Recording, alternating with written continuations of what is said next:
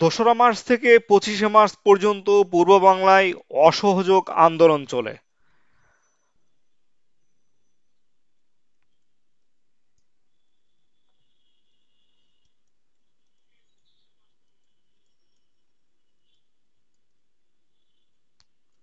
একটু খেয়াল করি, তাহলে আমরা যদি কোশ্চেন এভাবে আসে যে পূর্ব বাংলায় বা বাংলাদেশে প্রথম অসহযোগ আন্দোলন শুরু হয় কত তারিখে, তাহলে আপনি বুঝতেই পেরেছেন বা বুঝতেই পারছেন 2রা মার্চ।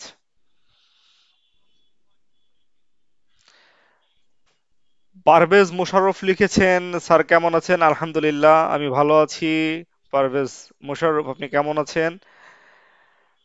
আহসান হাবিব, আসসালামু আলাইকুম। ওয়ালাইকুম আসসালাম সকলের উদ্দেশ্যে। সকলে কেমন আছেন? কে কোথা থেকে বলছেন? সকলকে মেনশন করছি, একটু জানিয়ে দেবেন কে কোথা থেকে বলছেন, এবং আপনাদের বন্ধু বান্ধবের সুবিধার্থেই আহ, লাইভটি বেশি বেশি শেয়ার করুন, সকলের কাছে তথ্যটি পৌঁছে যাক।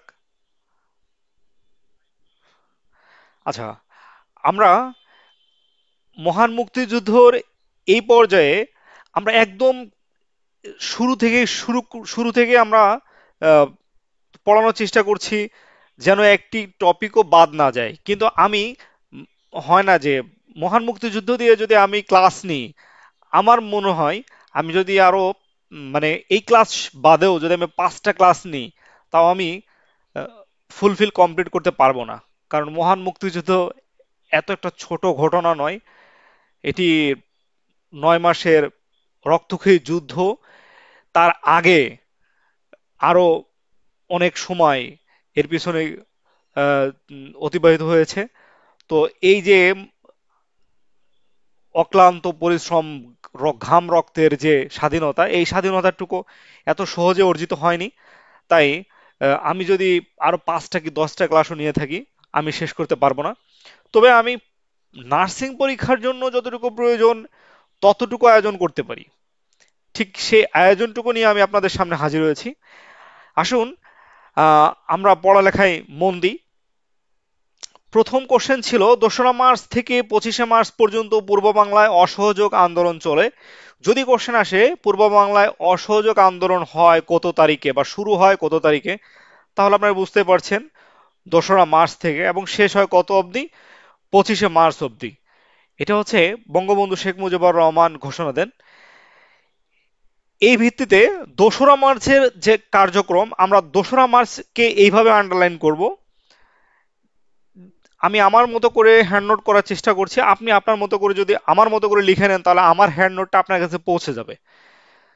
লিখবেন 2রা মার্চ 1971। এটিকে অ্যারো চিহ্ন দিয়ে আপনারা লিখবেন এইভাবে, জাস্ট হ্যান্ড নোট আকারে বলতে পারি। 2রা মার্চে যেগুলো ঘটনা ঘটে আমি সেগুলো বিবরণী দিব। প্রথম যে ঘটনাটি ঘটে, 2রা মার্চ 1971 সালে ঢাকা বিশ্ববিদ্যালয়ের বটতলায় আ.স.ম. আব্দুর রব, তিনি বাংলাদেশের মানচিত্র খচিত মানচিত্র খচিত প্রথম জাতীয় পতাকা উত্তোলন করেন। কোশ্চেন,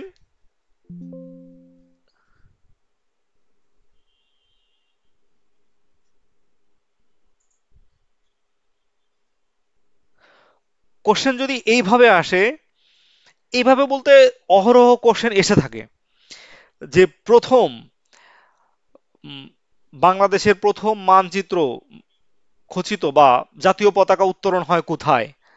আমি কি বলেছি? ঢাকা বিশ্ববিদ্যালয়ের কলা ভবনের সামনে। কে উত্তোলন করেন? আ.স.ম. আব্দুর রউফ। তাহলে যদি বলে থাকে কত তারিখে, তাহলে হবে 2রা মার্চ 1971 সালে।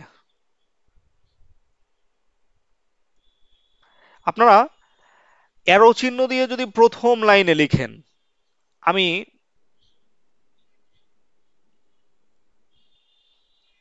যেহেতু মুক্তিযুদ্ধের ক্লাস, খুব সিনসিয়ারলি ক্লাসটা নিতে হয় এবং স্টুডেন্টরা খুব ভালোভাবে পড়তে হয়, কারণ 2টি মার্কস এখান থেকে থাকবেই। আপনি যদি 2016 থেকে খেয়াল করেন, 2021 পর্যন্ত যদি খেয়াল করেন, তাহলে দেখবেন 2টি করে কোশ্চেন আছে মহান মুক্তিযুদ্ধ থেকে। তাহলে আপনি কেন এই 2 মার্কস ছেড়ে দিবেন? এখানে যদি একটু সিনসিয়ারলি পড়েন, আমি একটু স্লোলি পড়াচ্ছি বিকজ দ্যাট যেন আপনাদের আয়ত্তের ভিতরে থাকে এবং আপনারা সহজে সেটা লিখতে পারেন। আহ, এজন্য আমি একটু স্লো পড়াচ্ছি, বাট পড়ার পরিধিটা অনেক বড় না। হ্যাঁ, সাবজেক্ট টপিকটা অনেক বড়, বাট আমি কি সেটাকে একটুখানি আহ, সাজিয়ে গুছিয়ে নিয়ে আসার চেষ্টা করেছি। আমি প্রথম যে পয়েন্টটা লিখছি, ঢাকা বিশ্ববিদ্যালয়।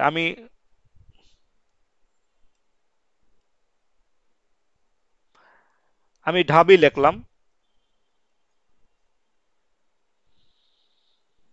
ঢাবির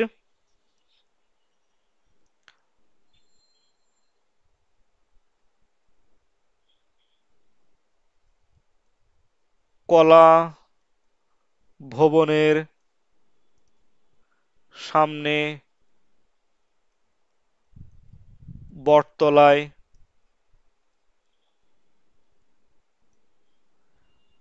বটতলায়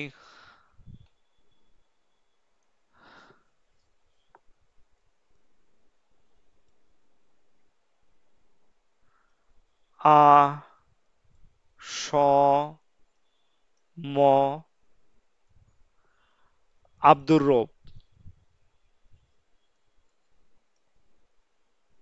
আব্দুর রব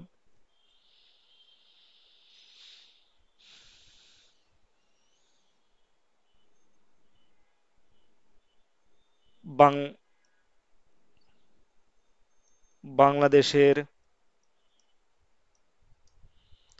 মানচিত্র খচিত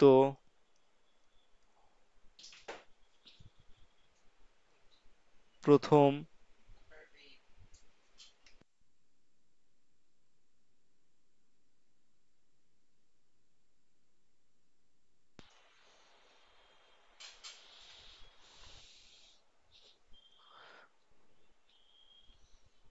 প্রথম পতাকা উত্তোলন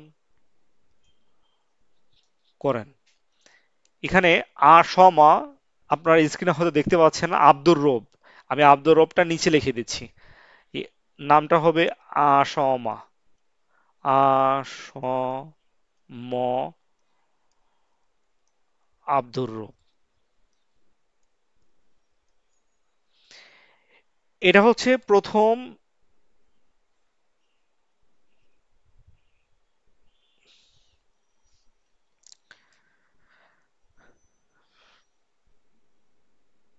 আচ্ছা, দ্বিতীয় লাইনে লিখবেন, সারা দেশে সারা দেশে এই তারিখেই 2রা মার্চ 1971 সালেই 2রা মার্চ 1971 সালে সারা দেশে হরতাল পালিত হয়। হরতাল পালিত হয়। হরতালে হরতালে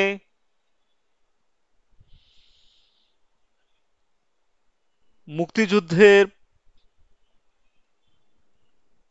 যুদ্ধের প্রথম শহীদ প্রথম শহীদ শঙ্কু সমজদার।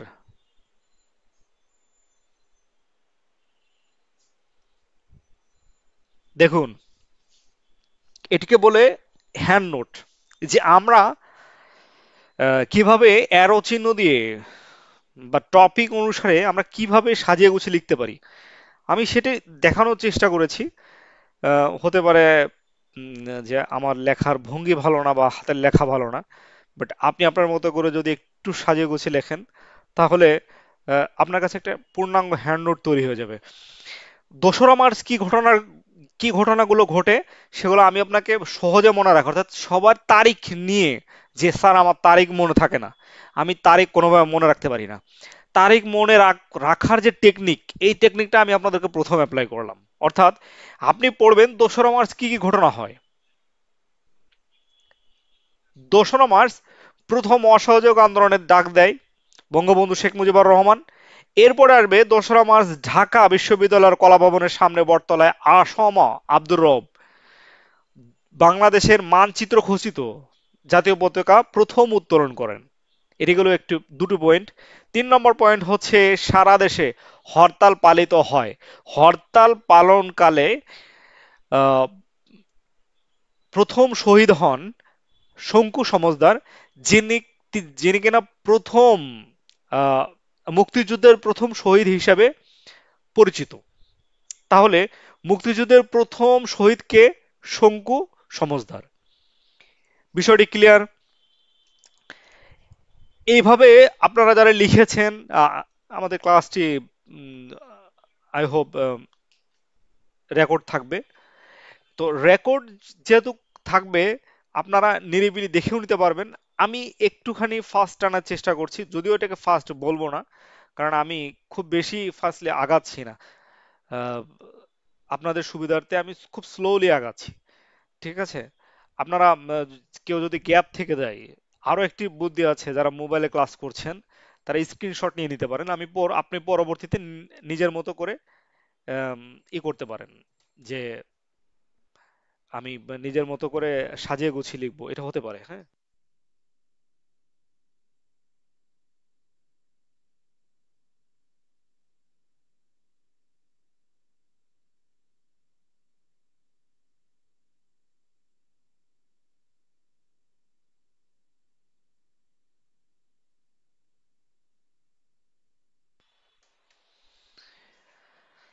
আমাদের সাথে ক্লাস করছে মারুফা আক্তার,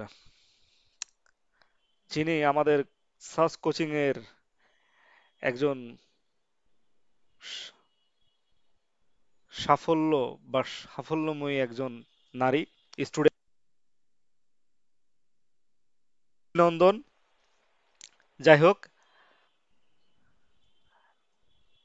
আমাদের যে টপিক পড়ানো হচ্ছে, আমরা ক্লাসের মাঝে মাঝে কোশ্চেন করে থাকবো, যে কোশ্চেনের সঠিক অ্যান্সার আগে দিতে পারবে তার জন্য রয়েছে ক্রেস্ট। সো ক্লাসটি মনোযোগ সহকারে করবেন এবং এনজয় করবেন। কুইজ, এমন কোনো পাবলিক নাই, এমন কোনো স্টুডেন্ট নাই যে কুইজ পছন্দ করেন না। যিনি কিনা সিনসিয়ার, সে অবশ্যই কুইজ পছন্দ করে। কুইজে তো ক্রেস্ট রয়েছে, পুরস্কার বিজয়ের পুরস্কার তো রয়েছে। সো সো আপনারা একটুখানি মনোযোগ সহকারে ক্লাসগুলো করবেন। আমরা 2রা মার্চ গেল, আমরা 3রা মার্চ সম্পর্কে জানবো। হেডলাইন হবে 3রা মার্চ।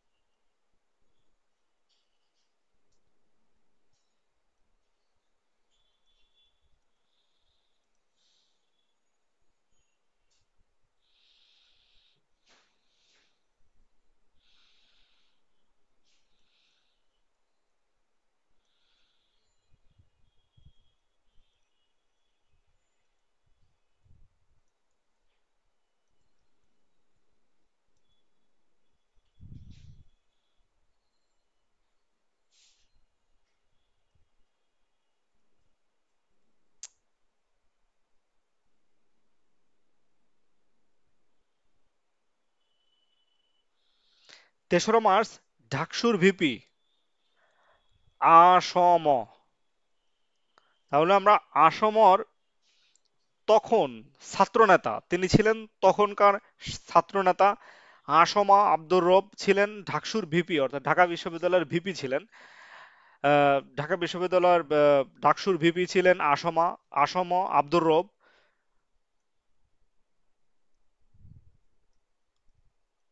আব্দুর রব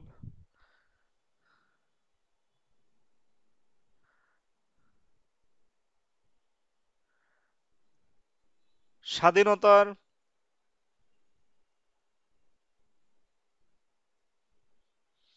ইশতেহার পাঠ করেন?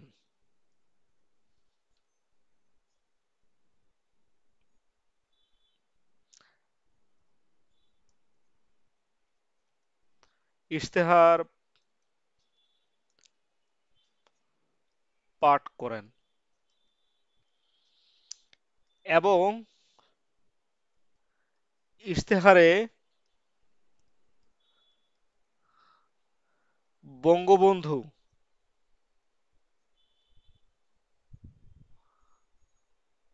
বঙ্গবন্ধুকে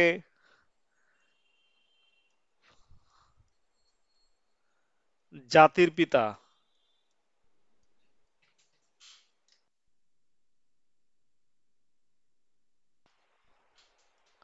ঘোষণা করেন? এই কোশ্চেনটি এই কোশ্চেনটি পরীক্ষায়, যে কোনো পরীক্ষায় বহুবার বহুবার এসেছে যে বঙ্গবন্ধু শেখ মুজিবুর রহমানকে জাতির পিতা ঘোষণা করা হয় কত তারিখে। আজকে আমার মনে হয় বা বোধ হয় যে এরপরে আপনাদের আর ভুল হবে না। অন্তত পক্ষে বঙ্গবন্ধু শে- শেখ মুজিবুর রহমানকে কবে জাতির পিতা ঘোষণা করা হয়, এটি আমার মনে হয় ভুল হওয়ার কথা না। যেহেতু আমি ডেট অনুসারে পড়াচ্ছি, এই ডেটটি আপনাদের ভুল হওয়ার কথা না, যারা মনোযোগ সহকারে পড়ছেন। এখানে কুইজ আছে, এই পেজে কুইজ আছে, আমি কুইজ আপনাদের জন্য রাখবো। আমরা নেক্সট হেডলাইনে যাচ্ছি। স্টার চিহ্ন দিয়ে লিখবেন। স্টার চিহ্ন দিয়ে লিখবেন 7 মার্চ।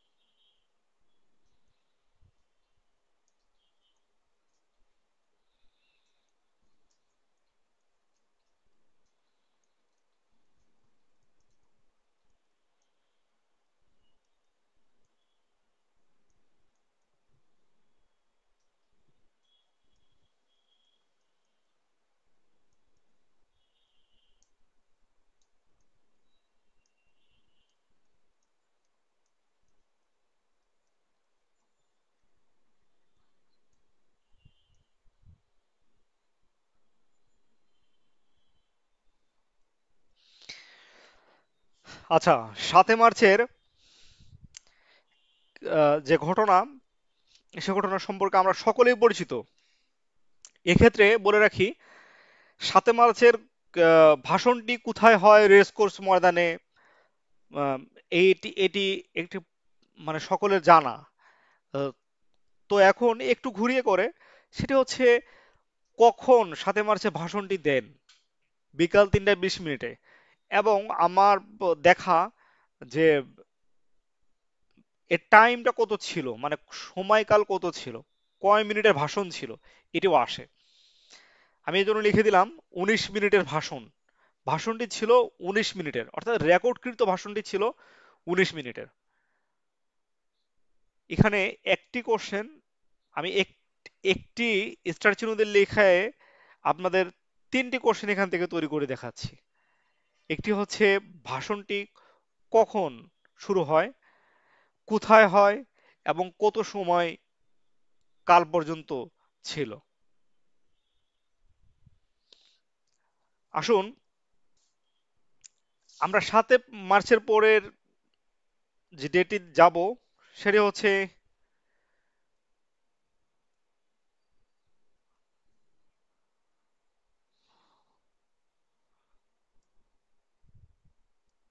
19 মার্চ।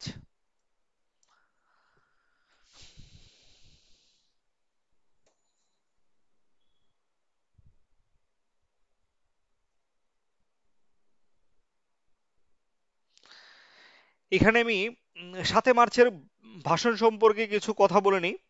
৭ মার্চের ভাষণের যে দিকটি রয়েছে, প্রথম যে দিকটি রয়েছে, ৭ মার্চের ভাষণে অর্থনৈতিক দিক ছিল কয়টি? 4টি। যদিও আপনাদের এটা আসার মতো কোশ্চেন না, একটু অনেক ডিপ কোশ্চেন, বিসিএস এর কোশ্চেন এসেছিল, এজন্য আমি একটু এভয়েড করে গিয়েছি। তারপরেও আপনাদের জানার সুবিধার্থে বললাম। উনি 19 মিনিটের ভাষণটি 4টি দফা ছিল, টোটাল 4টি দফা ছিল। এই ভাষণের ভিত্তিতে নির্মিত হয় পূর্ণদৈর্ঘ্য চলচ্চিত্র দ্য স্পিচ।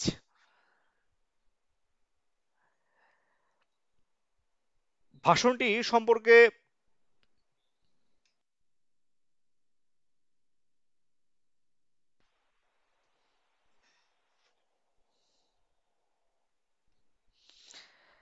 ভাষণের উপর ভিত্তি করে নির্মিত চলচ্চিত্র দ্য স্পিচ।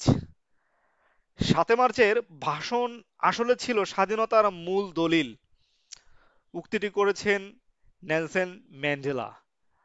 এটি কিন্তু অনেক ডিপ কোশ্চেন, আমি আপনাদের জন্য আনইম্পর্টেন্ট মনে করছি না, বাট আপনাদের প্রশ্নের ক্যাটাগরি অনুযায়ী এটিকে স্কিপ করা যেতে পারে। তারপরও আপনাদের জানার সুবিধার্থে বলছি, ৭ মার্চের ভাষণ আসলে ছিল স্বাধীনতার মূল দলিল। এটি কে বলেছেন? Nelson Mandela. এবার ৭ মার্চের ভাষণের যে কিছু উক্তি ছিল, যেটি আমরা ছোট বড় সকলের অনেকের মুখস্থ হয়ে গিয়েছে, আই হোপ সেগুলো আমি লেখালাম না। তবে এখান থেকে কোশ্চেন আসে। বিসিএস এর একটি কোশ্চেন এসেছিল, আহ, প্রত্যেক ঘরে ঘরে দুর্গ গড়ে তুলো, এরকম একটি কোশ্চেন এসেছিল। তিনি একটা বিসিএস এ একটি কোশ্চেন এসেছিলেন, আহ, আমি এটাকে বলছি ম্যাথের, অর্থাৎ লজিক্যাল ইউনিটের একটি কোশ্চেন এসেছিল, আইকিউ লজিক্যাল ইউনিটের। তিনি আমার কথা রাখলেন না, ডট ডট দিয়ে লিখলেন, ওখানে স্কিপ করে দেওয়া আছে, অপশন দেওয়া আছে, কার কথা রাখলেন? ভুট্টো সাহেবের কথা। এই যে ওনার বিখ্যাত যে বঙ্গবন্ধু শেখ মুজিবুর রহমানের বিখ্যাত যে ভাষণগুলো, এই ভাষণগুলো আপনাকে যে পরীক্ষায় আহ, আসবে না, এটা আপনি কখনোই মানে হেলিয়ে চলবেন না। এটিকে আপনাকে পূর্ণাঙ্গভাবে পড়ে রাখতে হবে। আসলে আমি আগেই বলেছি যে আমাদের ছোট থেকে বড় পর্যন্ত এগুলো মুখস্থ। তারপরও একটা বিষয় হয়ে দাঁড়ায় এমন যে জানা জিনিসগুলো প্রচুর ভুল হয়, এই ভুলগুলো করা যাবে না। আমাদের এখানে রেগুলার স্টুডেন্ট অনেকেই ক্লাস করছে। মারুফা, তার বোন ডিপ্লোমা নার্সিং এর জন্য প্রস্তুতি নিচ্ছেন। তো মারুফার বোন, সেও ক্লাস করছে। আহ, সবার জন্য শুভকামনা। যদি কেউ মনোযোগ সহকারে আমাদের প্রতিটি টিচারের ক্লাস করতে পারে, ইনশাল্লাহ সকলেই সাফল্যমণ্ডিত হবেন। এক্ষেত্রে বলে রাখা ভালো, অনেকে বলে যে অনেক পরিশ্রম করতে হয়, অনেক বেশি পড়তে হয়। এটি হচ্ছে অলস ব্যক্তির কথা। আপনার নির্দিষ্ট একটা টাইম আছে, যে টাইমে আপনি ঘুমান, যে টাইমে আপনি খান, যে টাইমে আপনার পার্সোনাল কাজ করেন, এর বাহিরে হিসাব করলে আপনি সর্বোচ্চ 10 ঘন্টা পড়তে পারবেন। আমি আপনার কথা চিন্তা করে বলছি, আমি অনেক হায়ার লেভেলের কথা চিন্তা করে বলছি না। যেমন বিসিএস ক্যান্ডিডেট আছেন, যারা ডক্টর, ইঞ্জিনিয়ার, এই লেভেলে পড়াশোনা করছেন, আমি আপনার কথা চিন্তা করে বলছি। আপনি যদি পড়ার জন্য পড়ার টেবিলে 8 ঘন্টা, 7 থেকে 8 ঘন্টা সময় দিতে পারেন, আহ, ইনশাল্লাহ আপনি সাকসেস হতে পারবেন ইনশাল্লাহ। এজন্য আপনাকে অনেক বেশি খাটুনি করা লাগবে এমনটা নয়, তবে অনেক বেশি সিনসিয়ার হতে হবে। আপনি যত বেশি সিনসিয়ার হবেন, তত বেশি আপনার জন্য সহজ হয়ে যাবে। একটা সময় হবে যে আপনি যদি 2 মাস রেগুলার কন্টিনিউ পড়তে পারেন, খুব মনোযোগ সহকারে, 2 মাস পরে আপনি আর পাবেন না নতুন কিছু যে পড়ার জন্য। আহ, তখন আপনার কাছে মনে হবে স্যার আমি অন্য কিছু একটু পড়ি কিনা, একটু বেশি করে জানার চেষ্টা করি। একটু বেশি করে জানার চেষ্টা করার দরকার নেই। আমরা তো টিচার, আমরা আহ, গবেষণালব্ধ বিষয়টিকে আপনাকে তুলে দিচ্ছি, বা আমার হ্যান্ড নোট করা জিনিসটাকে আপনার হাতে তুলে দিচ্ছি। এর বাইরে আপনার পড়ার দরকার নেই। আপনি এটা কি বারবার বারবার পড়েন, যেন পরীক্ষার হলে যে আপনি কোনোভাবে আটকে না যান। এটা হচ্ছে মূল থিওরি। হুম। আহ, বঙ্গবন্ধু শেখ মুজিবুর রহমানের আরো একটি বিখ্যাত উক্তি রয়েছে, রক্ত যখন দিয়েছি রক্ত আরো দেব, এই যে তবু এ দেশের মানুষকে মুক্ত করে ছাড়বো ইনশাআল্লাহ। এই যে ভাষণ, জ্বালাময়ী ভাষণ, এটিকে আপনাকে মনে রাখতেই হবে। আসুন,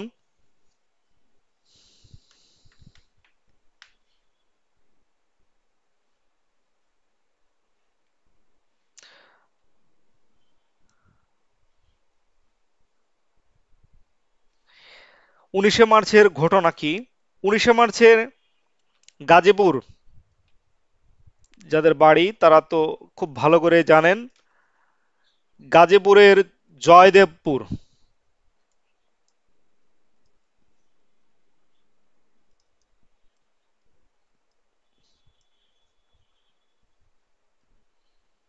ইপিআর বাহিনী, ইপিআর, আপনারা যারা বিডিআর বা বিজিবি নামে পরিচিত, এটির প্রথম নাম ছিল EPR, east Pakistan regiment. EPR এর সংক্ষিপ্ত রূপ। গাজীপুর জয়দেবপুর ইপিআর বাহিনী বাহিনী পাকিস্তান হানাদার বাহিনীর উপর প্রথম অস্ত্র তুলে নেন। তাহলে আপনার কাছে যদি আসে, প্রশ্ন এমনটি আসে, প্রথম আহ, অস্ত্র হাতে পাকিস্তানি বাহিনীর উপরে কারা প্রতিবাদ জানায়, তাহলে অ্যান্সার হবে ইপিআর বাহিনী। বা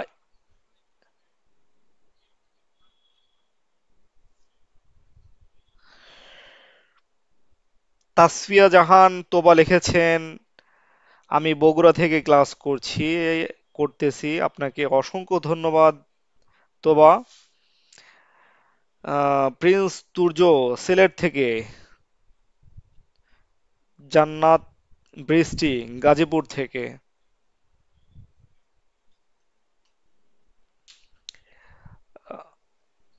থ্যাংক ইউ তোবা। আপনাদেরকে অসংখ্য ধন্যবাদ। আপনারা একটু শেয়ার করে দেবেন প্লিজ। আমরা যেহেতু কুইজের আয়োজন করেছি,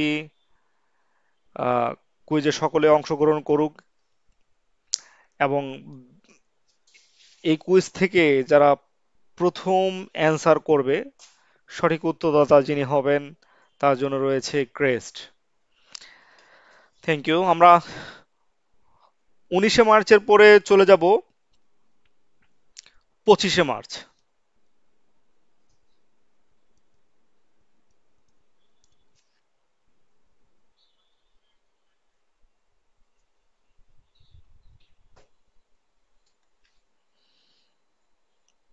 এগুলো সবই 1971 সালের ঘটনা।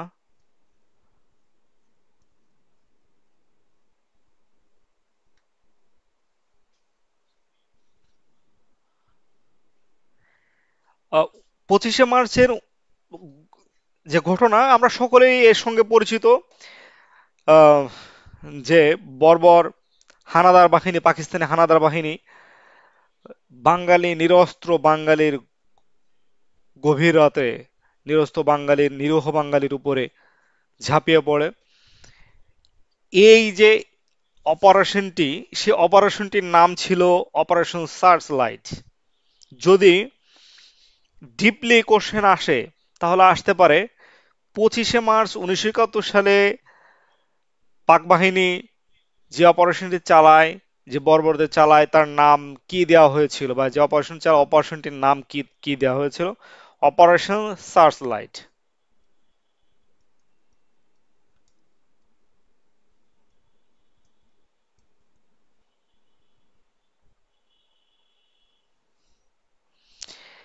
টিক্কা খান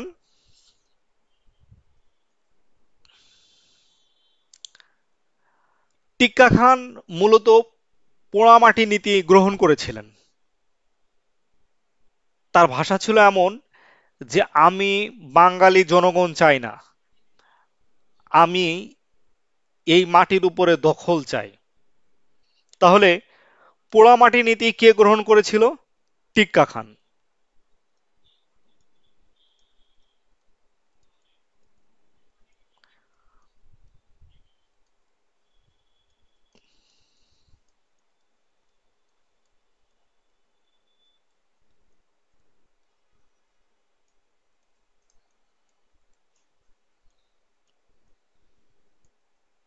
কতটা হিংস্র হলে একটা মানুষ এই ধরনের সিদ্ধান্ত নিতে পারে?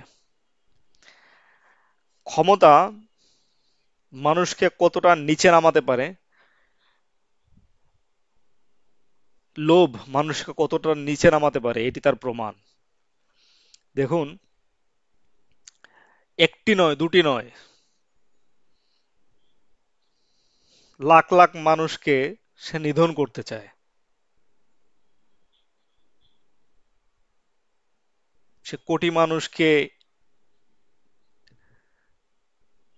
মানুষকে সে নিহত করে এই এই মাটির উপর দখল নিতে চেয়েছে। এবং ঠিক এইভাবেই, এই কারণে, এই মন মানসিকতার জন্যই নিরস্ত্র বাঙালির উপরে কিন্তু 25শে মার্চ গভীর রাতে হামলা চালানো হয়, এবং তাদের কোনো দোষই নেই। এই নিরস্ত্র বাঙালি কোনো দোষই নাই। নির্দোষ বাঙালিকে নির্বিচারে তারা গুলি করে হত্যা করে, ধ্বংসযজ্ঞ চালায়। যাই হোক, এই ঘটনা টেলিগ্রাফের সাংবাদিক টেলিগ্রাফের সাংবাদিক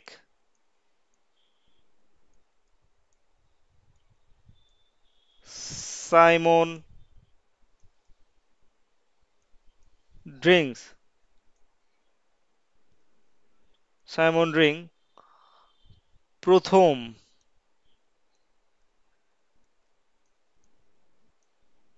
বিশ্ব দরবারে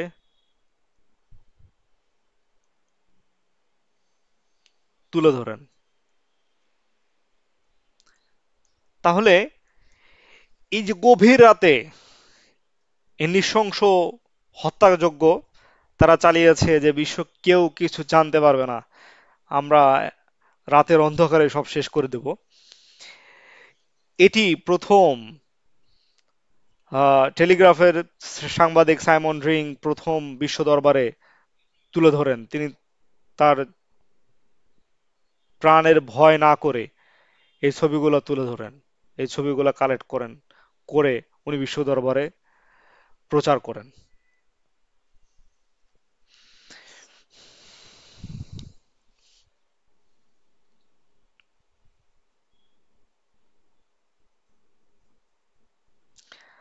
আচ্ছা, আমি যদি একটু কুইজের ব্যাপারে কথা বলি,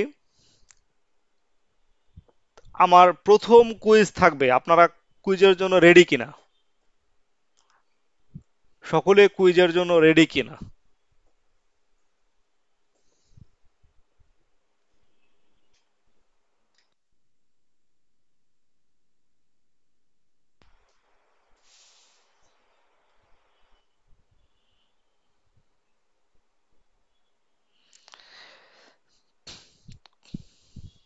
কুইজের জন্য রেডি থাকলে আমি কুইজ প্রথম কুইজ দিতে চাই।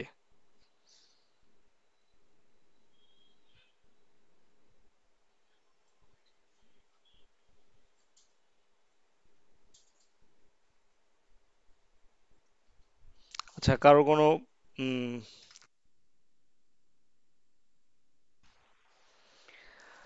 আমরা আরেকটু সামনের দিকে এগিয়ে থাকি, দেন আমরা কুইজ নিয়ে থাকবো।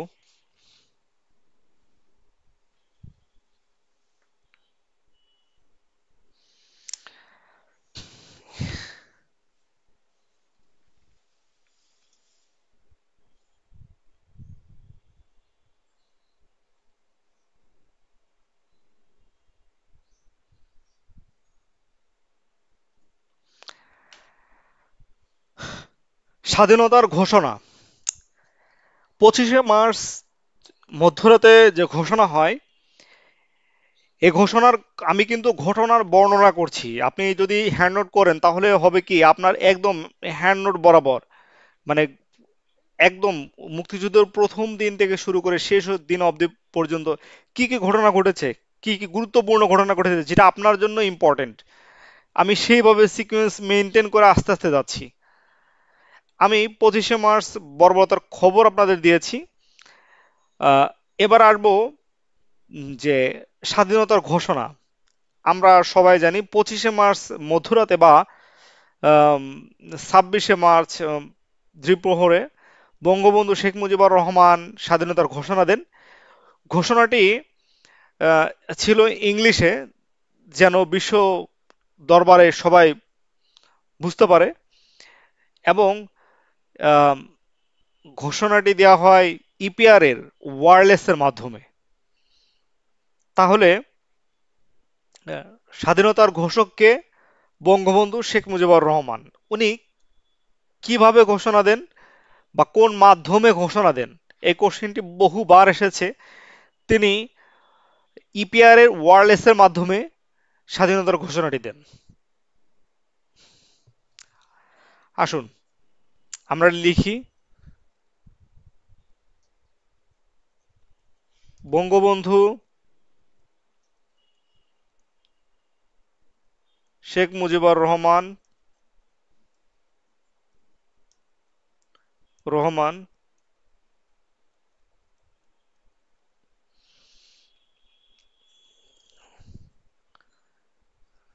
স্বাধীনতার ঘোষণা দেন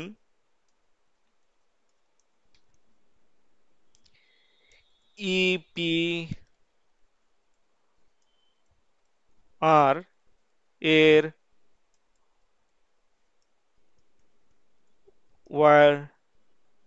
ওয়্যারলেসের মাধ্যমে।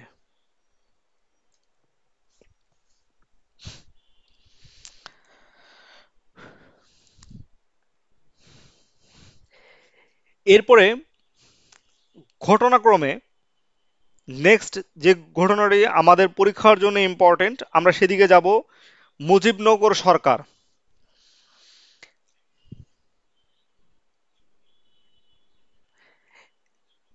এক্ষেত্রে একটি কথা বলি, গল্প আকারে বলছি। বঙ্গবন্ধু শেখ মুজিবুর রহমান স্বাধীনতার ঘোষণা দেন যুদ্ধ জয়ের আগে, অর্থাৎ দেশ স্বাধীন হওয়ার আগে আমরা স্বাধীনতার ঘোষণা দিয়েছি। এরকম আরো একটি দেশ আছে পৃথিবীতে, 193টি দেশের ভিতরে আরো একটি দেশ আছে যে কিনা স্বাধীনতার ঘোষণা আগে দেয়।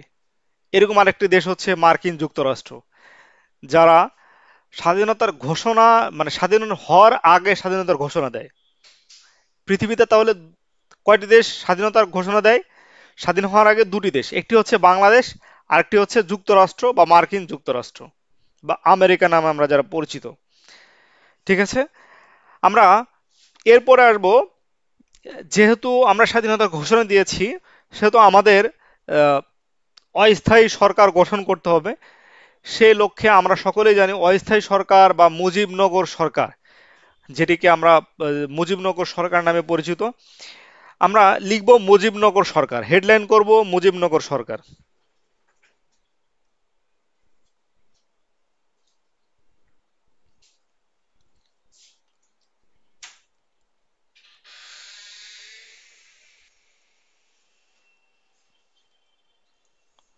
মুজিবনগর সরকার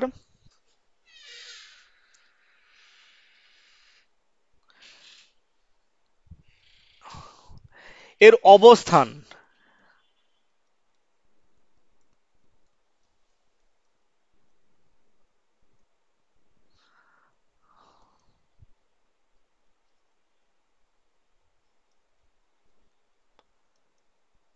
মেহেরপুর জেলার বৈদ্যনাথ তলার ভবের পাড়ায়। এর অবস্থান কোথায়?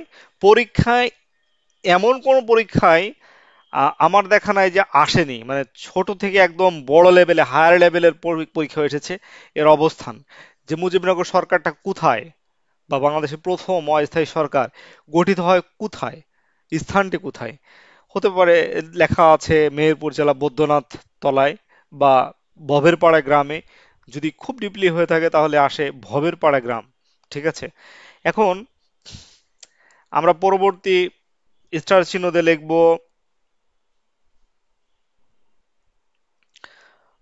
গঠিত হয়। এই সরকার গঠিত হয় 10 এপ্রিল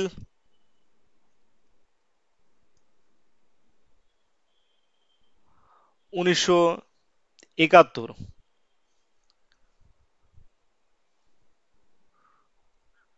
শপথ গ্রহণ শপথ গ্রহণ করে মুজিবনগর সরকারের 17 এপ্রিল 1971।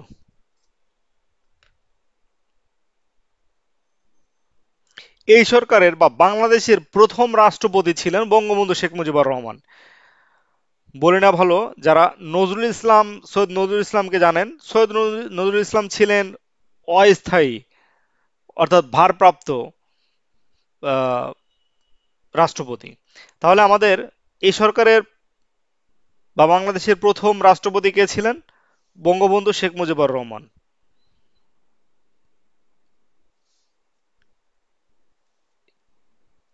এই সরকারের বা বাংলাদেশের প্রথম রাষ্ট্রপতি বঙ্গবন্ধু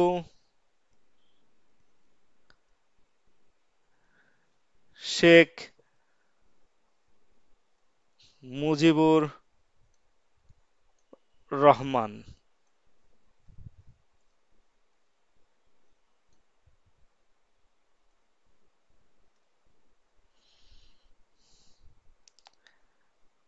আমরা হেডলাইন ছিল, আমাদের হেডলাইন ছিল মুজিবনগর সরকার।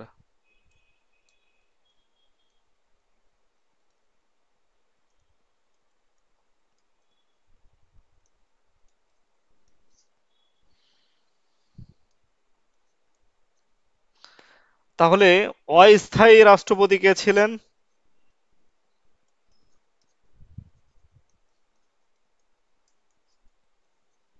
অস্থায়ী রাষ্ট্রপতি ছিলেন সৈয়দ নজরুল ইসলাম।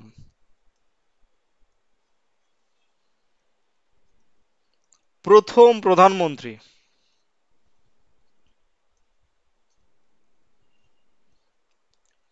প্রধান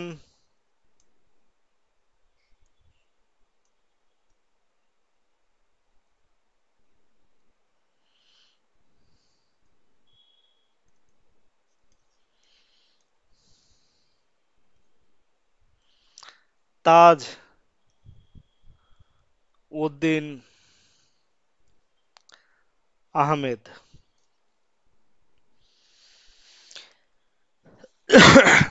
এই সরকারের মন্ত্রিপরিষদের টোটাল সংখ্যা ছিল 6 জন। আপনাকে এই 6 জন মন্ত্রী, এই মন্ত্রীর মন্ত্রণালয়ের যে দায়িত্বে ছিলেন যারা, তাদের প্রত্যেকের নাম সহ কে কোন মন্ত্রণালয়ের দায়িত্বে ছিলেন এটি আপনাদের মুখস্থ করতে হবে। এটি মুখস্থর বিকল্প নাই। যদি কিনা একটু কঠিন কোশ্চেন করে, তাহলে আপনার এখান থেকে আসতে পারে। যদি আহ, যদি আসে, আহ, অস্থায়ী সরকারের অর্থ বা বাণিজ্য মন্ত্রী কে ছিলেন? Captain M Mansur Ali. এটি তাহলে আপনাকে মুখস্থ করতে হচ্ছে। পররাষ্ট্রমন্ত্রী কে ছিলেন? খন্দকার মুশতাক আহমেদ। যদি আসে, আহ, এইচ AHM কামরুজ্জামান কোন মন্ত্রণালয়ের দায়িত্বে ছিলেন? সেক্ষেত্রে আসবে স্বরাষ্ট্র সহ সরবরাহ মন্ত্রণালয়ের দায়িত্বে ছিলেন। ঠিক আছে। এছাড়াও আমাদের প্রথম প্রধানমন্ত্রী যিনি ছিলেন, তিনি কিছু মন্ত্রণালয়ের দায়িত্বে ছিলেন, যেমন তথ্য ও প্রযুক্তি মন্ত্রণালয়, প্রচার, তারপর প্রতিরক্ষা মন্ত্রণালয়, অর্থনৈতিক বিষয় ও পরিকল্পনা মন্ত্রণালয়, শিক্ষা, স্থাপনা। এই যে এগুলো আপনাকে মনে রাখতে হবে।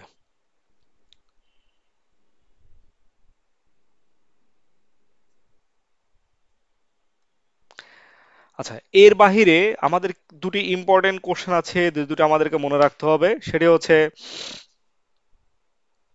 উম, মুজিবনগর সরকারের সচিবালয় কোথায় ছিল? মুজিবনগর সরকারের সচিবালয় ছিল 8 নং থিয়েটার রোড, কলকাতা। মুজিবনগর সরকারের সচিবালয় কোথায় ছিল? রাজধানী তো ছিল, বা মুজিবনগর সরকার ছিল হচ্ছে মেহেরপুরের বৈদ্যনাথ তলায়। হ্যাঁ, বৈদ্যনাথ তলায় ছিল রাজধানী। সচিবালয় ছিল, সচিবালয় ছিল, লেখি,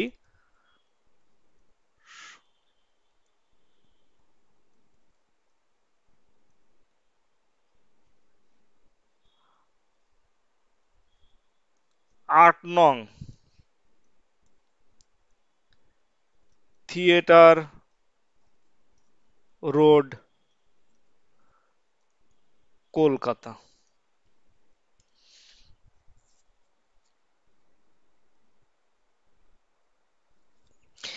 এই যে 6 জন মন্ত্রী বা মন্ত্রণালয়ের যে দায়িত্ব, এই দায়িত্বগুলো বুঝাই দেওয়ার জন্য আহ, শপথ বাক্য পাঠ করানো হয়। এই শপথ বাক্য কে পাঠ করান? অধ্যাপক ইউসুফ আলী। তাহলে আপনাকে এটি ভেরি ভেরি ইম্পর্টেন্ট, শপথ বাক্য কে পাঠ করান?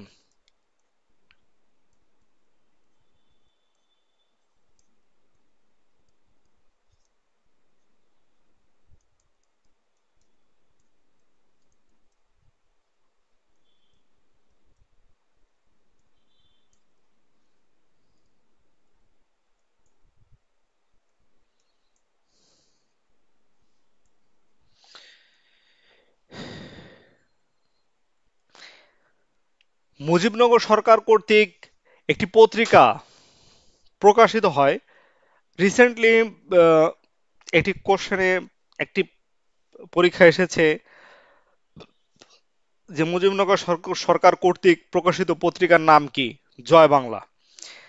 জয় বাংলা পত্রিকার প্রকাশক ছিলেন বা সম্পাদক ছিলেন রহমত উল্লাহ। তাহলে আহ, মুজিবনগর সরকার কর্তৃক যে পত্রিকা প্রকাশিত হয়, তার নাম কি ছিল? তার নাম ছিল জয় বাংলা। এবং সম্পাদক ছিলেন রহমত উল্লাহ। এই বিষয়গুলো আমি আপনাদেরকে যেভাবে পড়ানোর চেষ্টা করছি, যে একদম সিকোয়েন্স অনুযায়ী আপনাদেরকে পড়ানোর চেষ্টা করছি, আই হোপ এর বাহিরে থেকে কোশ্চেন আসবে না। এবং আমি আপনাদেরকে মানে আমার হ্যান্ড নোট করা যতটা সহজ বা ছোট আকারে আপনাদের সামনে উপস্থাপন করা যায়, ঠিক ততটুকুই। অর্থাৎ যতটুকু প্রয়োজন ততটুকু আয়োজন, যেটাকে বলে আর কি। এক্ষেত্রে উম, জানার শেষ নাই। আপনি যদি মনে করেন যে আমি এর থেকে বেশি কিছু জানবো, জানতে পারেন, কিন্তু আপনার পরীক্ষার জন্য এতটুকুই ইম্পর্টেন্ট। আই হোপ ইনশাল্লাহ এর থেকে, এর বাহিরে কোশ্চেন হবে না। এতটুকু গ্যারান্টি আমরা দিতে পারি। কিন্তু জানার অনেকে আছে, জ্ঞান পিপাসু, অনেকে জানতে চান, এর বাহিরেও কিছু জানতে চান, সেটা ভিন্ন কথা। আপনারা জানতেই পারেন। সেক্ষেত্রে আম, আমাদের সঙ্গে যোগাযোগ করবেন। ইনশাল্লাহ উম, আমি আপনাদেরকে বাকিটাও প্রোভাইড করে দিব। আসুন, আমরা মুজিবনগর সরকার গঠন করি, এবং মুজিবনগর সরকারের পরে আমাদের জন্য ভেরি ভেরি ইম্পর্টেন্ট সেটি হচ্ছে মুক্তিযুদ্ধের রণকৌশল। হেডলাইন করবেন,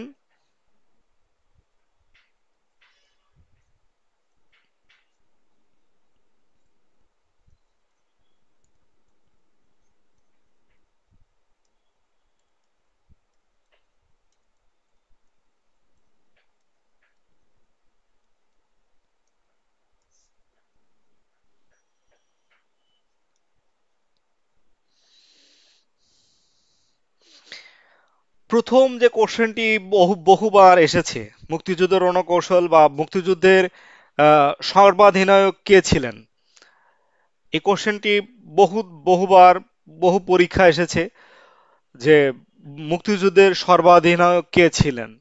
এটি কিন্তু খুবই ইম্পর্টেন্ট একটি কোশ্চেন, যেটি সচরাচর আমরা প্রধান সেনাপতির সঙ্গে ঘুলিয়ে ফেলি। অনেকের উম, তো বলেই থাকেন বা অ্যান্সার ভুল করেই থাকেন যে আম, সর্বাধিনায়ক বোধহয় আতাউল গনি উসমানী, যিনি আমাদের প্রধান সেনাপতি। কিন্তু না, আহ, মুক্তিযুদ্ধের সর্বাধিনায়ক ছিলেন আম, বঙ্গবন্ধু শেখ মুজিবুর রহমান, যেটি স্বাধীনতার ইশতেহারে ঘোষণা করা আছে। আহ, এই অনুযায়ী আমরা যখন স্বাধীনতার ইশতেহার পাঠ করি, ঠিক ওইখানেই রাষ্ট্রপতির দায়িত্ব অস্থায়ী সরকারের, এবং মুক্তিযুদ্ধের সর্বাধিনায়ক যে দায়িত্ব, সে দায়িত্বটিও বঙ্গবন্ধু শেখ মুজিবুর রহমানের উপরে অর্পণ করা হয়। তাই এইটা নিয়ে কোনো কমপ্লেক্সের কিছু নাই। আপনারা লিখবেন মুক্তিযুদ্ধের সর্বাধিনায়ক।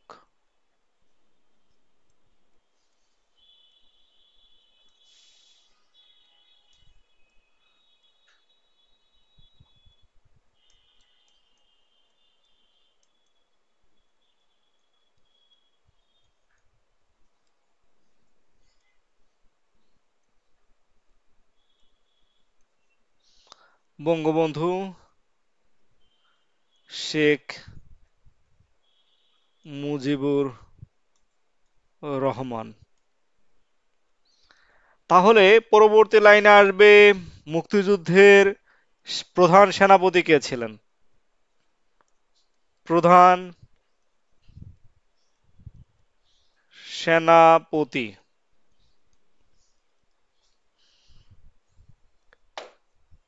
মুক্তিযুদ্ধের প্রধান সেনাপতি ছিলেন এম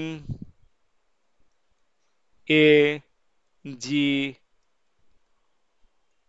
ওসমানী।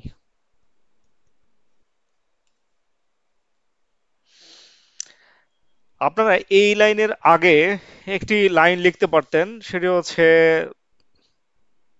মুক্তিযুদ্ধের, যেহেতু আম, বঙ্গবন্ধু শেখ মুজিবুর রহমানকেই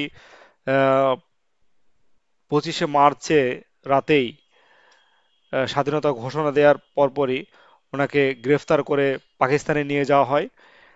তাই আহ, যুদ্ধ পরিচালনার জন্য ওনার উপ সর্বাধিনায়ক ছিলেন একজন, যিনি ছিলেন এ কে খন্দকার। এখানে আপনাদেরকে দ্বিতীয় লাইনে একটা লাইন লেখার দরকার ছিল, মুক্তিযুদ্ধের উপ সর্বাধিনায়ক। উপ সর্বাধিনায়ক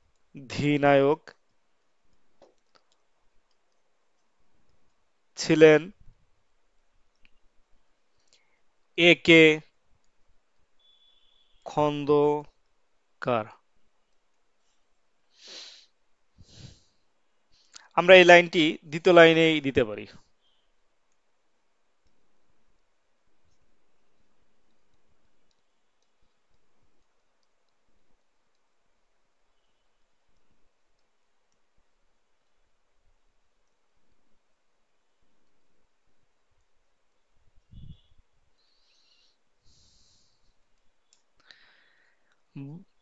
বলে রাখা ভালো,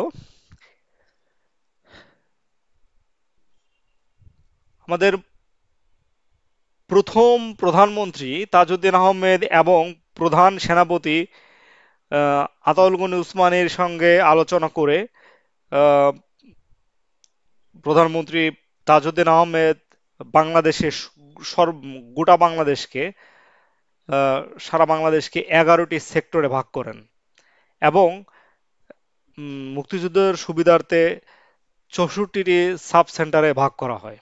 তাহলে আমরা লিখব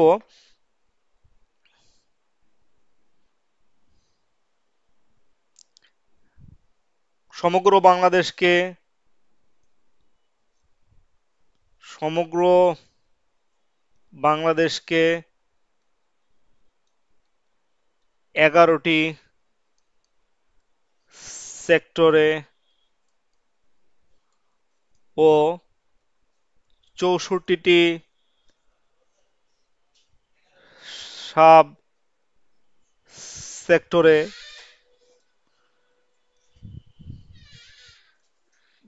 ভাগ করা হয়। এই 11টি সেক্টরের ভিতরে একটা সেক্টর ছিল একটু ভিন্ন, সেটি হচ্ছে 10 নম্বর সেক্টর, যেটি শুধুমাত্র নৌবাহিনী নিয়ে গঠিত।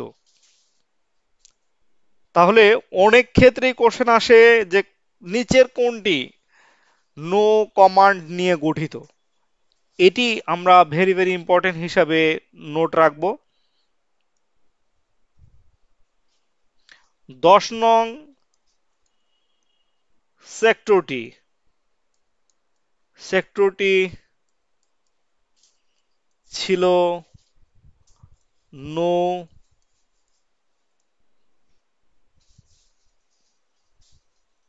বাহিনী নিয়ে। এই 10 নং সেক্টরে নিয়মিত কোনো সেক্টর কমান্ডার ছিল না।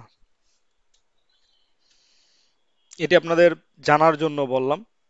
এছাড়া এটি খুব বেশি ইম্পর্টেন্ট না, তারপরেও আহ, আপনাদের জানার সুবিধার্থে আমি বলে দিলাম।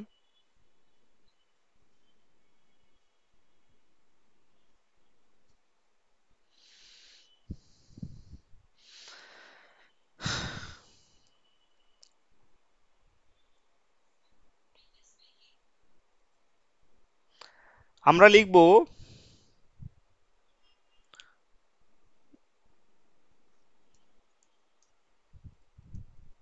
মুক্তিযুদ্ধের সম্মান সূচক খেতাব।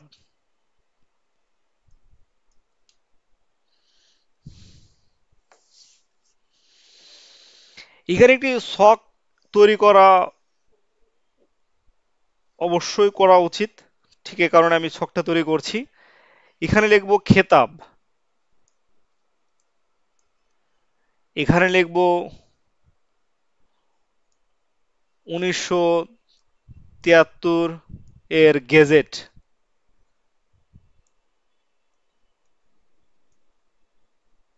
গেজেট অনুসারে মূলত 1973 সালে প্রথম গেজেট প্রকাশ হয় উম, মুক্তিযুদ্ধের খেতাব অনুযায়ী। এরপরে 6 জুন 6 জুন 2021 নতুন 6 জুন 2021-এ একটি গেজেট প্রকাশ হয় মুক্তিযুদ্ধের সংখ্যা নিয়ে। কেননা বঙ্গবন্ধুর আহ, যে খুনি ছিলেন 3 জন, এই 3 জনকে 4 জনকে আপনার আহ, এই খেতাব থেকে বহিষ্কার করা হয় এবং সে অনুসারে 6 জুন 2021-এ আহ, তাদেরকে নতুন নতুন করে গেজেট প্রকাশ হয়। এজন্য আমরা এটাকে মনে রাখবো। আমরা লিখব বীর শ্রেষ্ঠ, বীর শ্রেষ্ঠ 7 জন, 7 জন, এটির কোনো পরিবর্তন হয়নি। আমরা 7 জন 7 জনই জানছি। বীর উত্তম, বীর উত্তম 68 জন। আহ, এটির কোনো পরিবর্তন হয়নি, যদিও একজন বাদ গিয়েছে। আমরা আম, তারপরেও 68 জন, কেননা আহ, বঙ্গবন্ধু হত্যাকাণ্ডের দিন আহ, সেনাবাহিনীর একজন ঊর্ধ্বতন কর্মকর্তা ব্রিগেডিয়ার জামিল, তিনি আহ, সে সময় বাধা দেয়, এই নৃশংস হত্যাকাণ্ডের জন্য বাধা দেন। কিন্তু তার বাধা উপেক্ষা করে, অর্থাৎ তাকে শহীদ করে, তারপরে বঙ্গবন্ধুদের পরিবারের উপরে নৃশংস হত্যাকাণ্ড চালানো হয়। ঠিক তার এই অবদানের জন্য, এবং তিনি ছিলেন মুক্তিযোদ্ধা, সেক্ষেত্রে তাকে হচ্ছে বীর উত্তম ঘোষণা করা হয়। এজন্য বীর উত্তমের এটা নিয়ে হেরফের হয়নি, একজন বাদ যায় এবং নতুন একজন ইনক্লুড হয়। এরপর আসবো বীর বিক্রম।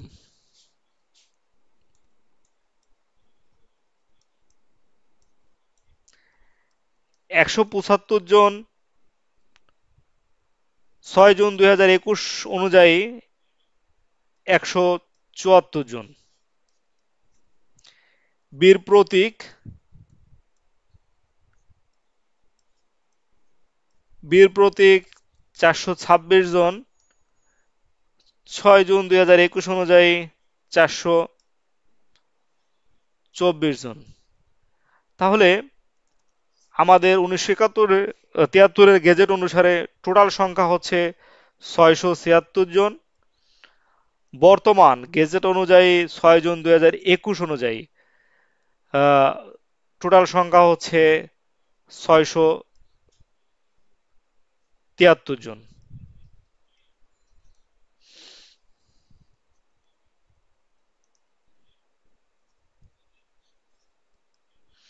এটি আপনাদের একটু সিনসিয়ারলি মনে রাখতে হবে, ঠিক আছে?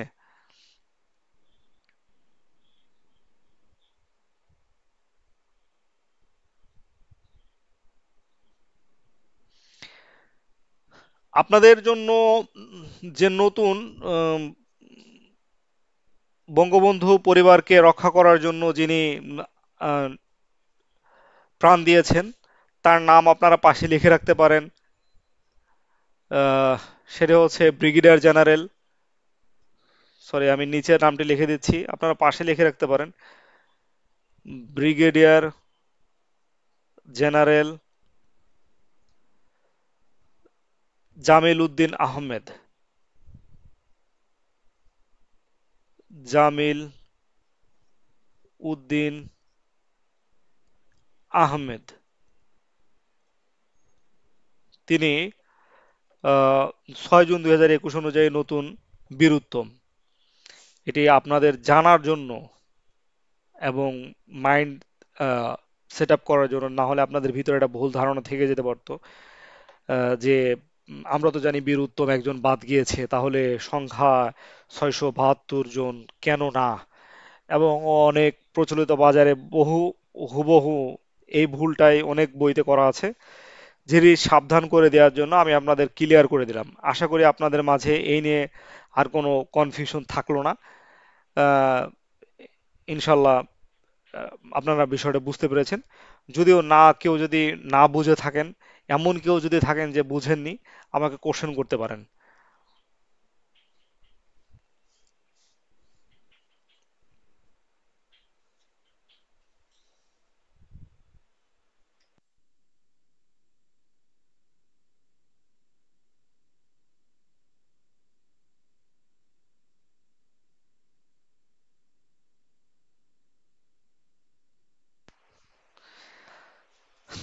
আচ্ছা, নেক্সট টপিক আমরা চলে যাব, নেক্সট পার্টে চলে যাই। সেটি হচ্ছে মুক্তিযুদ্ধে নারী।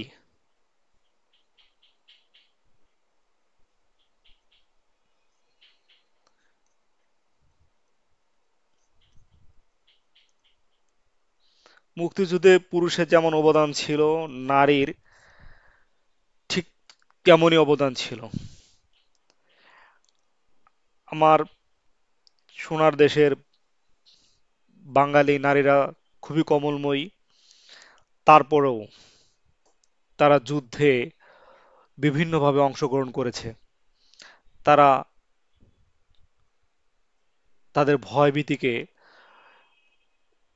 উড্র করে তারা যুদ্ধে ঝাঁপিয়ে পড়েছে। আর যারা কোনো না কোনোভাবে যুদ্ধে অংশগ্রহণ করতে পারেনি, কিন্তু তারা প্রচুর নির্যাতনের শিকার হয়েছে।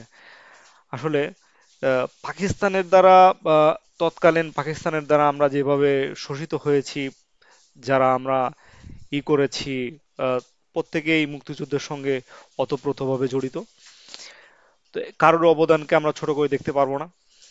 সেই হিসেবে মুক্তিযুদ্ধ নারীদের আহ, যারা ছিলেন, আমি তাদের নাম বলছি। বীর প্রতীক খেতাবপ্রাপ্ত নারী মুক্তিযোদ্ধার সংখ্যা ছিল 2 জন। আমরা সকলেই জানি ডক্টর সেতারা বেগম, তিনি ছিলেন 2 নং সেক্টরের, এবং তারামন বিবি, যিনি ছিলেন 11 নং সেক্টরের। আমরা নিজেদের ক্লিয়ার করার জন্য হ্যান্ড নোটটাকে খুব ভালোভাবে প্রস্তুত করার জন্য লিখে নিব। আসুন, ক্যাপ্টেন, আমি এইভাবে লিখব: ক্যাপ্টেন ডাক্তার সেতারা বেগম। এনাকে আমি অ্যারো চিহ্ন দিয়ে দুটি পয়েন্টে ইনক্লুড করব। সেটা হচ্ছে, তিনি ছিলেন বীর প্রতীক প্রতীক আর উনি যুদ্ধ করেছেন 2 নং সেক্টরে, যেটি দুটি ইম্পর্টেন্ট। গল্প আকারে যদি আমি বলি, তিনি ছিলেন ডক্টর। তিনি কুমিল্লা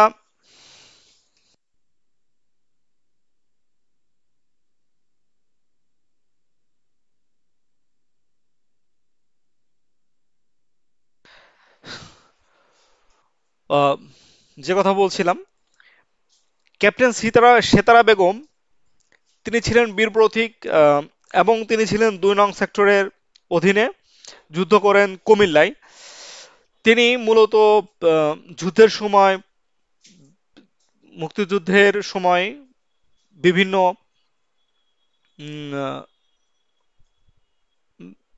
আপনার ঔষধ আনা নেয়া এবং আহ, উম, মুক্তিযুদ্ধ বাহিনীদেরকে, মুক্তিবাহিনীকে বিভিন্নভাবে সাহায্য করা, যারা স্বাধীনতাকামী ছিল, বাঙালিদের বিভিন্নভাবে সেবা করেছিলেন। এই অবদানের জন্য তাকে বীর প্রতীক খেতাবপ্রাপ্ত দেওয়া হয়। এই ছিল ডক্টর সিতারা বেগমের আহ, অবদান, যা অস্বীকার্য এবং কখনোই ভুলবার নয়। আমরা পরবর্তীতে চলে যাব তারামন বিবি।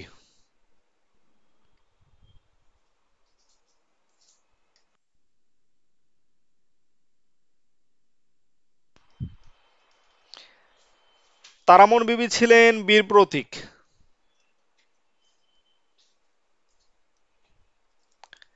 এবং তিনি 11 নং সেক্টরে যুদ্ধ করেন।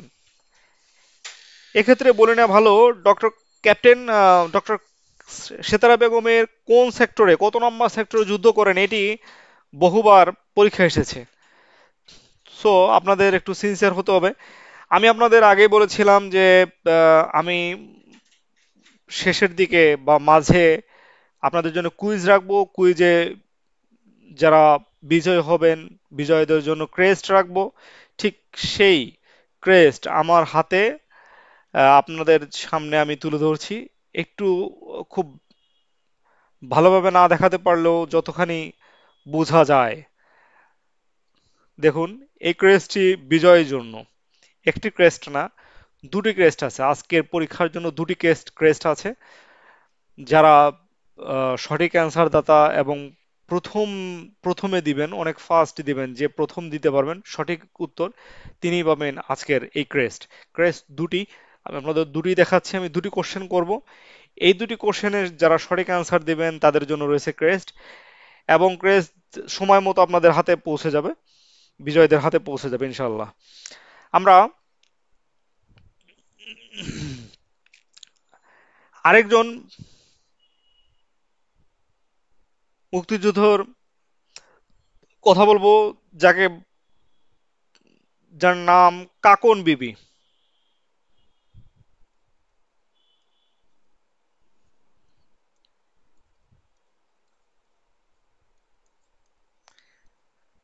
কাকন বিবি খেতাবহীন খেতাবহীন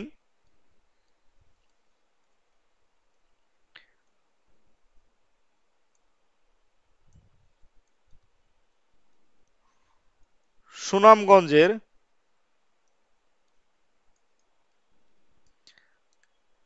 খাসিয়া সম্প্রদায়ের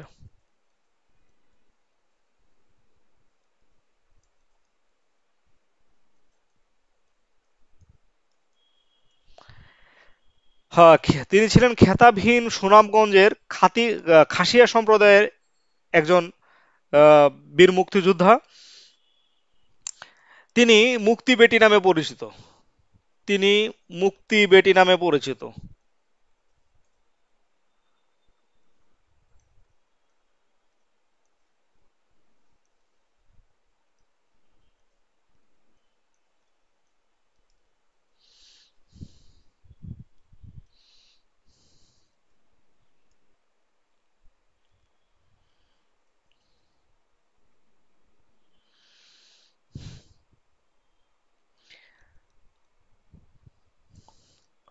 মুক্তিযুদ্ধে শিশুদের অবদান ছিল, আমি আগেও বলেছি যে মুক্তিযুদ্ধে যারা বাঙালি ছিলেন তারা কোনো না কোনোভাবে সকলেরই অবদান ছিল, যে বাংলাদেশকে ভালোবাসতেন। আমি আবার রাজাকারের কথা বলছি না, যারা বাংলাদেশকে ভালোবাসতেন এবং বাংলাদেশের জয় চাইতেন, বাংলাদেশ একটি স্বাধীন দেশে রূপান্তরিত হোক এটা চাইতেন, তারা কোনো না কোনোভাবে যুক্ত ছিলেন, তাদের অবদান রয়েছে। সেই অবদানের কথাই আপনাদের বলছি। এই অবদানের ভিত্তিতে মুক্তিযুদ্ধের শিশু তিনি ছিলেন শহীদুল ইসলাম লালু। শহীদুল ইসলাম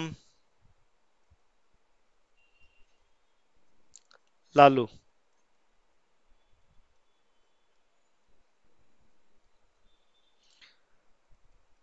সর্বকনিষ্ঠ বীর মুক্তিযোদ্ধা।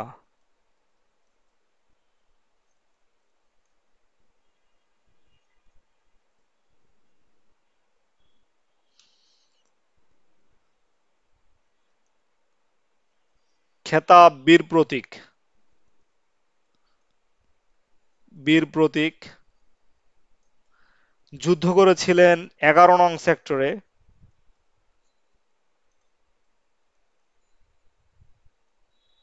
সেক্টরে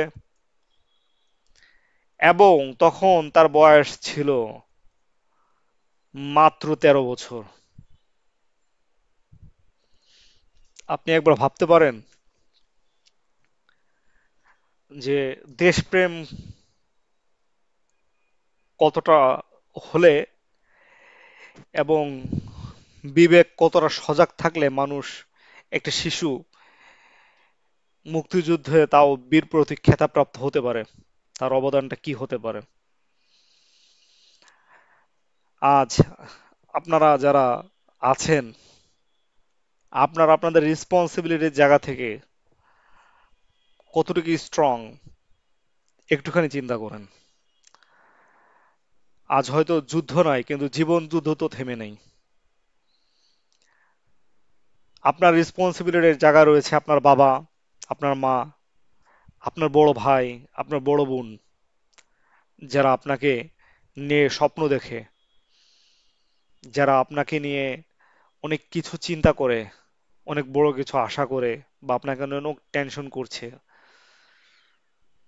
আপনাকে নিয়ে অনেক স্বপ্ন দেখছে, কিন্তু আপনি কি করছেন একবার ভাবুন। আসলেও কি আপনি আপনার সেই বাবা মা, যারা আপনাকে অতি আদরে বা আপনাকে নিয়ে স্বপ্ন দেখেছে, তারা যে স্বপ্ন দেখেছে এটা তো তাদের ভুল না, তাদের অধিকার আছে। তাদের এই অধিকার কতটুকু আপনি রক্ষা করছেন সেই রেসপন্সিবিলিটি আপনি কতটুকু মেনটেন করছেন? আমার কাছে বলার দরকার নেই, আমি জানতেও চাই না।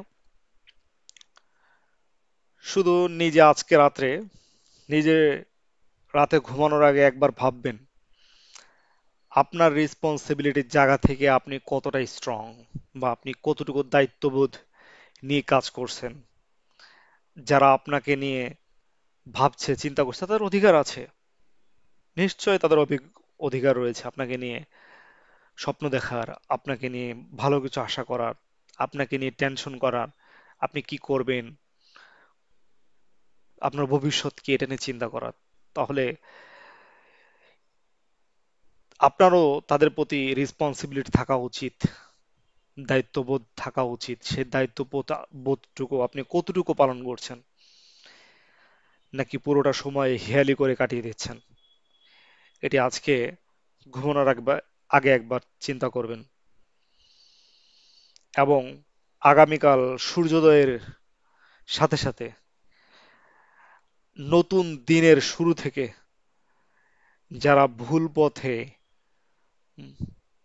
বা হেয়ালে সময় কাটাচ্ছেন, নতুন সূর্যের মতন নতুন ভাবে নিজেকে তৈরি করে প্রতিষ্ঠিত হয়ে তাদের দায়িত্বটাকে নিজের দায়িত্ব মনে করে প্রতিষ্ঠিত হয়ে দেখান। ইনশাল্লাহ আপনি পারবেন। হতে পারে আপনি সময় হেলিয়ে কাটাচ্ছেন না, আমি বলছি না আপনি খারাপ, বলছি না আপনি জঘন্য কাজ করছেন, কিন্তু কিছু কাজ আছে, আপনার বাবা, আপনার মা আপনাকে নিয়ে প্রতিনিয়ত চিন্তা করছে, কিন্তু আপনি ভাবছেন আমার বোধহয় অনেক সময় হাতে, আমি আজ করব না কাল করব, কাল করব না পরশু করব। কিন্তু সময় তো কারোর জন্য অপেক্ষা করে না। নির্দিষ্ট সময়ে আপনার পাশের যে বন্ধুটি আপনার সঙ্গে আড্ডা দেওয়ার কথা, সে আড্ডা না দিয়ে নিজের মতো করে নিজের এমটাকে সঠিক রেখে সে তার কাজটা কমপ্লিট করছে, সে সাকসেস আনছে। বাট আপনি আজ আছে, আজ করব কাল করব করে করে সময়ের কাজ সময়ে না করে আপনি ব্যর্থতায় পর্যবেসিত হচ্ছেন। এটি থেকে, এই মন মানসিকতা থেকে সরে আসেন, জীবনে একটা পরিবর্তন আনেন। আমি বলছি না আপনি এটা করেন না ওটা করেন না, আপনি আপনার ভালো কাজ যা আছে, আপনি বন্ধুদের সাথে আড্ডা দেন, আপনি খেলাধুলা করেন, আপনি সাংস্কৃতিক অঙ্গনে যান। বাট তার জন্য যে সময়, অর্থাৎ আপনার পড়ার জন্য যে সময়, আপনার ঘুমের একটা যে সময় আছে, আপনি প্রতিদিন 7 থেকে 8 ঘন্টা ঘুমান, ঠিক পড়ার টেবিলেও এই 7 থেকে 8 ঘন্টা দিবেন। আপনি পরিপাটি হয়ে থাকবেন, নিজের মতো করে সুন্দরভাবে পরিপাটি হয়ে থাকবেন, যারা যে ধর্মের আছেন সে ধর্ম পালন করবেন। তারপরে আপনি আপনার সময়টাকে যতটুকু সময় বাঁচবে, যতটুকু আড্ডা দেওয়ার মতো ততটুকু দিবেন। এটা কখনোই করবেন না কেউই, যে আজ রাতে আমি আমার বন্ধুদের সাথে থাকবো, আড্ডা দিব, এই পরীক্ষার আগ মুহূর্তে এই কাজটি করেন না। Thank you.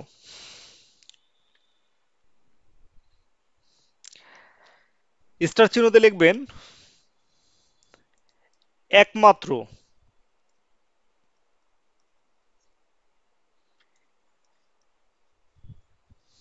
বিদেশি বীর প্রতীক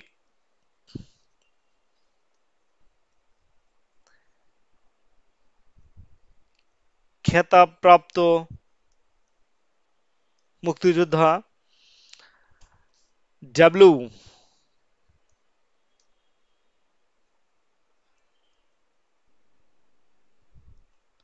এইচ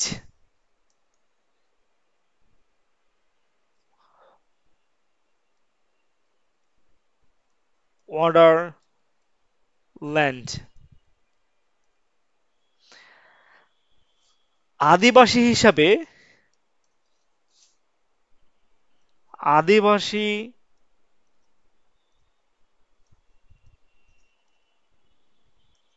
হিসেবে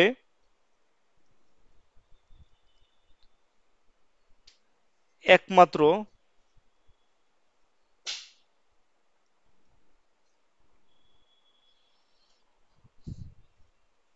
বীর বিক্রম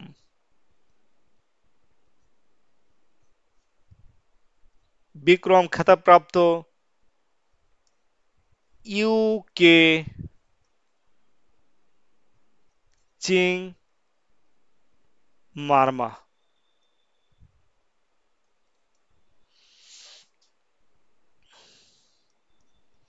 স্টার চিহ্ন দিয়ে লিখবেন মার্কিন কবি,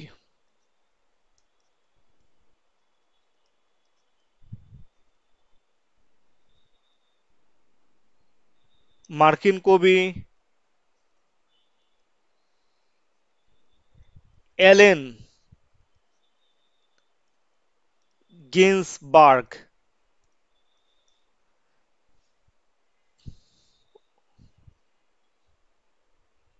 বিখ্যাত কবিতা রচনা করেন রচনা করেন সেপ্টেম্বর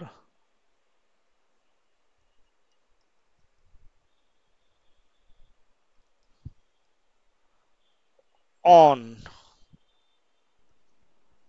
যশোর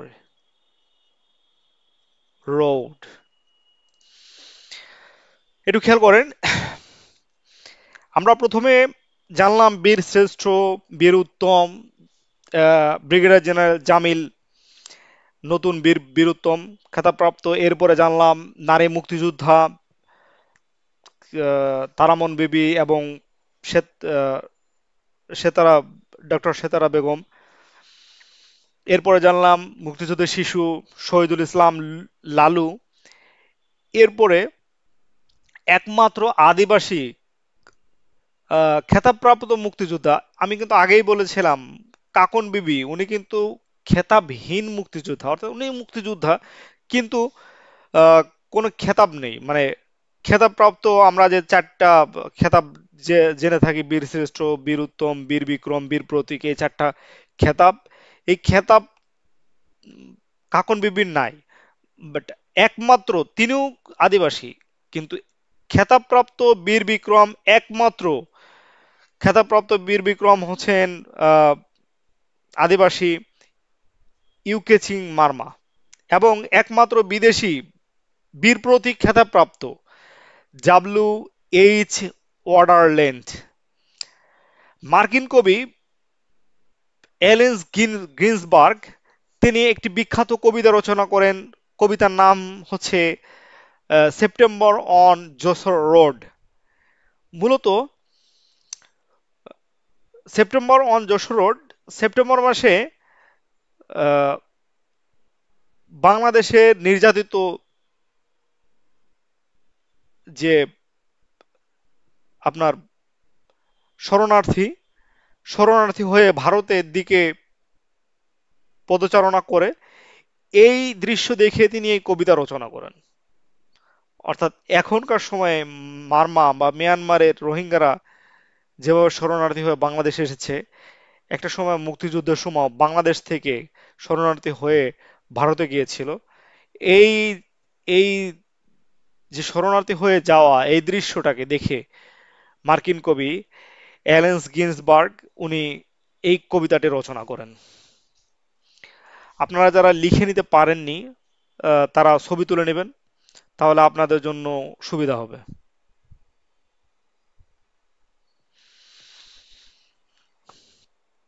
আসুন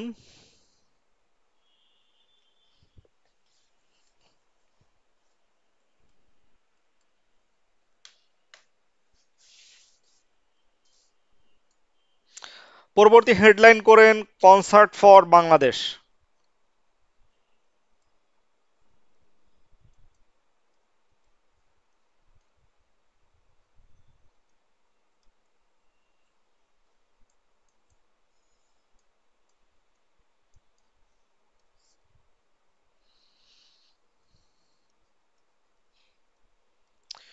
লিখবেন সময়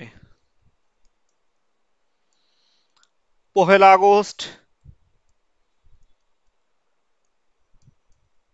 1971। স্থান।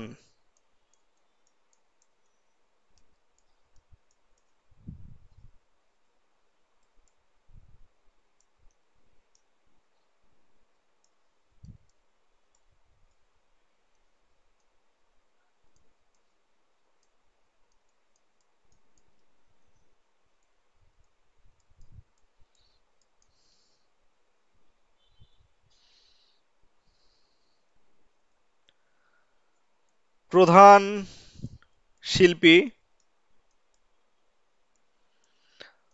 George Harrison.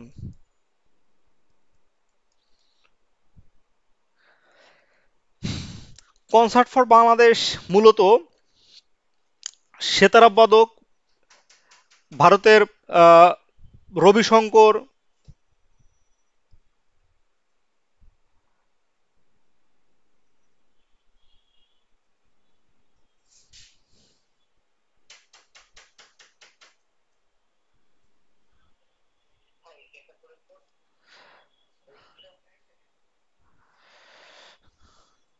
একটা মিনিট, একটু হোল্ড করবেন প্লিজ।